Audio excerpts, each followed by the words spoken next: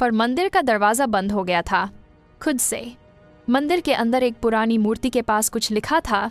यहाँ एक पंडित ने अपनी बेटी को बलि चढ़ा दी थी। गांव के बाहर एक पहाड़ी थी जहाँ एक पुराना मंदिर था, कालिका मंदिर। कोई वहां नहीं जाता था। लोग कहते थे मंदिर नहीं, वो श्राप है। कहा जाता था जो भी उस मंदिर में घंटी बजाता है वो जिंदा वापस नहीं आता। आरव एक यूट्यूबर था। उसका चैनल था हॉन्टेड डायरीज। उसका प्लान था कालिका मंदिर का सच ढूंढना। उसने कैमरा उठाया, माइक सेट किया और बोला, गाइस, आज हम जा रहे हैं उस मंदिर में जहां से लोग लौट कर नहीं आते। लेट्स सी क्या सच में वहां कुछ है या सिर्फ कहानी। उसके साथ थी एक लड़की रिया। डर के बावजूद उसने बोला, मैं चलूंगी, पर अगर कुछ अजीब हुआ तो तुरंत वापस। रात के 12 बज रहे थे जब दोनों पहाड़ी के रास्ते पर चले। रात का सन्नाटा सिर्फ उनके कदमों की आवाज तोड़ रहा था।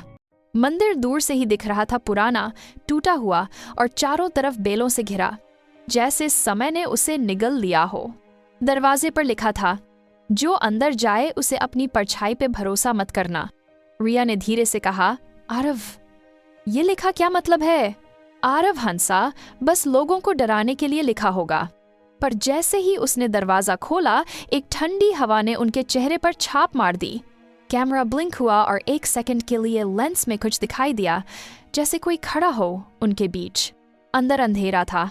दीवारों पर पुराने हाथों के निशान थे, जैसे लोग बाहर निकलने की कोशिश में खून से लिख गए हों। एक पुरानी घंटी लटक रही थी, धूल से भरी। रिया ने कहा, मत बजाना आरव। आरव बोला, यही तो मैं करने आया हूँ। जैसे ही उसने घंटी बजाई, टन नन नन आवाज मंदिर में गूंज गई और उसी पल हवा रुक गई। कैमरा बंद हो गया। फिर एक आवाज आई बिल्कुल रिया के पीछे से, तुमने क्यों बजाई? रिया घुमा, वहां कोई नहीं था। आरव कैमरा दोबारा ऑन करता है, पर स्क्रीन में कुछ अजीब था। वीडियो में सिर्फ 3 लोग दिख रहे थे। वो बोला, वेट, हम तो 2 ही हैं। स्क्रीन के कोने में एक और चेहरा था।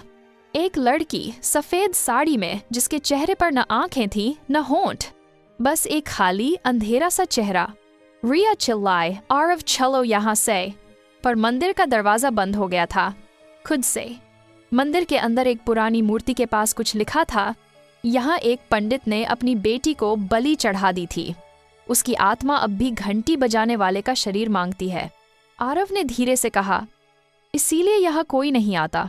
तभी रिया ने देखा, मंदिर के कोने में एक छोटी सी लड़की बैठी थी। उसके हाथ में घंटी थी और वह मुस्कुराई। तुम बजाने आए थे ना? आरव पीछे हटा, पर लड़की ने आंख उठाई और उसका चेहरा बदल गया। उसकी आंखों से खून बह रहा था। उसके गले में घंटी के बजने की आवाज गूंज रही थी बिना हिले। रिया भागकर मंदिर के दरवाजे तक गई, पर वो खुल नहीं रहा था। आरव कैमरा लेकर पीछे मुड़ता है और स्क्रीन में सिर्फ एक रिफ्लेक्शन दिखता है, रिया। पर रिया तो उसके सामने खड़ी थी। आरव बोला, तुम वहां भी हो? रिया मुस्कुराई। उसकी आवाज बदल गई, हल्की और ठंडी। मैं वही हूं जिसे तुमने जगाया है। आरव ने समझा वो रिया नहीं थी, वो मंदिर की श्रापित आत्मा थी।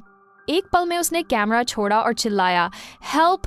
पर आवाज मंदिर के अंदर ही खो गई। कैमरा ने बस एक लास्ट शॉट रिकॉर्ड किया। रिया या उसकी जैसी कुछ आरव के पीछे खड़ी थी और उसके गले में घंटी पहन रही थी। अगली सुबह गांव वालों ने पहाड़ी के पास आरव का कैमरा पाया। उसमें सिर्फ एक क्लिप थी, आरव का चेहरा और पीछे घंटी बजती हुई आवाज। रिया कहीं नहीं थी। गांव में अब लोग कहते हैं, जब भी रात में वो घंटी बजती है, समझ लेना कोई नया आत्मा मंदिर में गया है। और हर क्लिप में कैमरा के कोने में एक लड़की दिखती है, बिना आंखों के, बिना होंठों के, बस मुस्कुराती हुई।